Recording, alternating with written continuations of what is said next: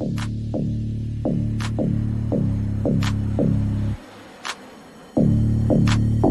Morning everyone, welcome to our channel. आज हम लोग डिस्कस करेंगे distinction between inductive effect and electromagnetic effect. Previous class में मैं आपको ऑलरेडी पढ़ा चुका हूँ what is inductive effect and electromagnetic effect, जिसका कि लिंक इस वीडियो के डिस्क्रिप्शन बॉक्स में डाला हुआ है। तो चलिए हम लोग डिस्कस करते हैं आज का हमारा टॉपिक। अगर चैनल पर नए हैं तो चैनल को सब्सक्राइब कर लीजिएगा। तो देखिए, फर्स्ट पॉइंट है that is for inductive effect. ये वाले कॉलम में इंडक्टिव इफेक्ट को डिस्कस करेंगे एंड ये वाले कॉलम में इलेक्ट्रोमैग्नेटिक इफेक्ट को डिस्कस करेंगे। दोनों के बीच में क्या डिफरेंस है उसको देखेंगे। तो फर्स्ट पॉइंट हम लोग क्या देखते हैं, इट इज इंडक्टिव इफेक्ट क्या है, परमानेंट इफेक्ट है। It is permanent effect. क्या है ये परमानेंट इफेक्ट है। और इसको हम लोग यहाँ पर इफेक्ट के जगह पर चूंकि हम लोग डिस्कशन कर रहे हैं डिफरेंस को, तो यहाँ पर हम लोग क्या लिखेंगे, इट इज परमानेंट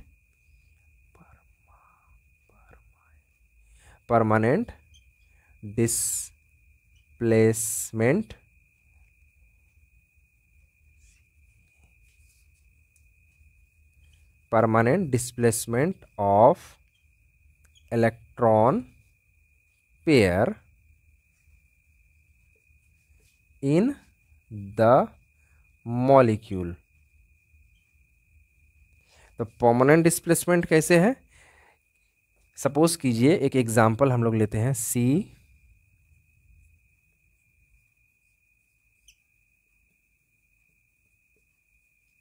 यहां पर लास्ट में क्लोरीन एटम प्रेजेंट है। तो ये क्या होता है, कोई भी ऐसा एटम या ग्रुप ऑफ एटम प्रेजेंट हो या कोई भी ऐसा ग्रुप प्रेजेंट हो जिसका इलेक्ट्रोनेगेटिविटी कार्बन के इलेक्ट्रोनेगेटिविटी से अलग हो। तो यहाँ पर क्या हो रहा है, क्लोरीन इलेक्ट्रोनेगेटिव एटम है, ये थोड़ा थोड़ा इलेक्ट्रॉन डेंसिटी अपनी ओर खींचेगा। तो जिसकी वजह से कार्बन चेन का जो इलेक्ट्रॉन डेंसिटी है समहाउ पार्शियल अमाउंट में क्लोरीन एटम की ओर ट्रांसफर हो जाएगा। अगर क्लोरीन एटम की जगह पर मान लेते कोई इलेक्ट्रोपॉजिटिव एटम प्रेजेंट रहता, मोर इलेक्ट्रोपॉजिटिव एटम, तो वहां पर क्या होता, उस एटम का जो इलेक्ट्रॉन डेंसिटी है वो कार्बन चेन की ओर पुश होता। But in case of electromagnetic effect क्या है, this is temporary effect observed due to the influence of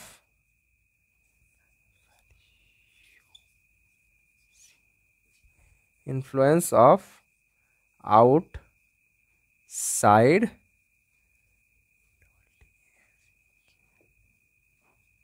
attacking species. क्या देखा हमने, किसी भी आउटसाइडर अटैकिंग स्पीसीज के इन्फ्लुएंस मीन्स कोई भी अगर आउटसाइडर स्पीसीज अटैक करेगा तब जाकर के ये वाला इफेक्ट हमें ऑब्जर्व्ड होगा। तो इसमें क्या होता है, सपोज कीजिए कि कोई भी ऐसा चेन है जिसमें कि मल्टीपल बॉन्ड्स प्रेजेंट है। अब अगर इसमें कोई भी आउटसाइडिंग कोई भी स्पीसीज अगर अटैक करेगा, उसके कारण इलेक्ट्रॉन पेयर का शिफ्टिंग होगा एंड हमको ये वाला इफेक्ट देखने को मिलेगा। सेकेंड पॉइंट क्या हम लोग डिस्कस कर रहे हैं, ये वाले हम जो इंडक्टिव इफेक्ट, इसका एग्जांपल में हम लोग क्या देखें, इलेक्ट्रॉन डेंसिटी पार्शियली शिफ्ट होता है। But in case of electromagnetic effect electron pair जो है वो कंप्लीटली किसी अदर एटम के ऊपर शिफ्ट हो जा रहा है। तो हम लोग क्या लिखेंगे कि इलेक्ट्रॉन पेयर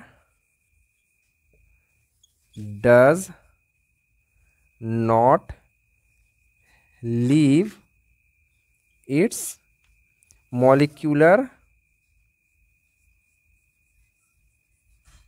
orbital। ठीक है, यहां पर क्या हो रहा है, इलेक्ट्रॉन पेयर अपने मॉलिक्यूलर ऑर्बिटल को नहीं छोड़ता है।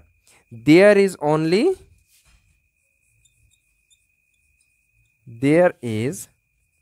Only distortion of the shape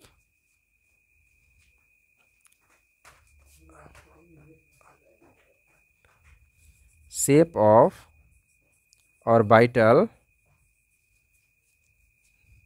which is involved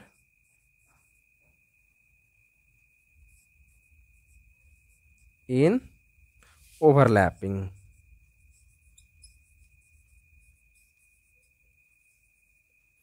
but यहां पर क्या होगा, electron pair is completely transferred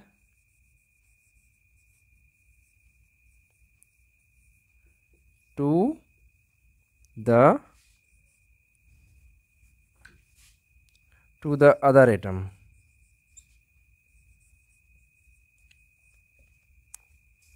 Third points, multiple bonds are not required. Inductive effect में कोई भी मल्टीपल बॉन्ड की जरूरत नहीं है, बट यहाँ पर मल्टीपल बॉन्ड का रिक्वायर्ड है, बल्कि एसेंशियल भी है, बहुत जरूरी है.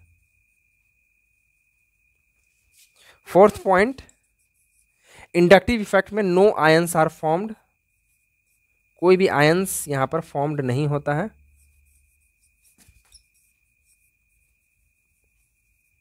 बट यहां पर आयंस फॉर्म करता है, आयंस फॉर्म्ड. ठीक है, these are the 4 points. And the next 5th point, inductive effect में क्या होता है, पार्शियल सेपरेशन ऑफ चार्ज होता है. मीन्स ये जो चार्ज का सेपरेशन ये पार्शियल होता है. जैसे यहाँ पर डेल्टा नेगेटिव चार्ज आएगा, यहाँ पर डेल्टा पॉजिटिव चार्ज आएगा. Means partially electron density shift करता है, मीन्स थोड़ा सा डिस्टॉर्ट हो जाता है shape.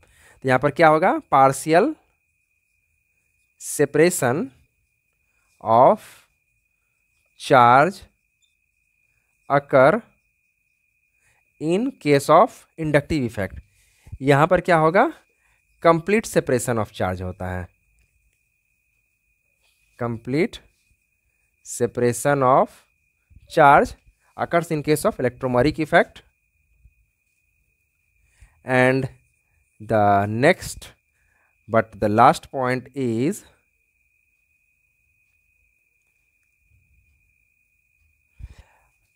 No outside attacking species are required. कोई भी आउटसाइडिंग अटैकिंग स्पीसीज का यहाँ पर अटैक करने का कोई भी ज़रूरत नहीं है. ये जो इसके अंदर जो एटम्स और जो भी कोई भी ग्रुप्स जो जिसका कि इलेक्ट्रोनेगेटिविटी डिफरेंट रहता है from the chain of carbon atom, उसके ही प्रेजेंस में ये सारा काम हो जाता है. But in case of electromeric effect, outside attacking species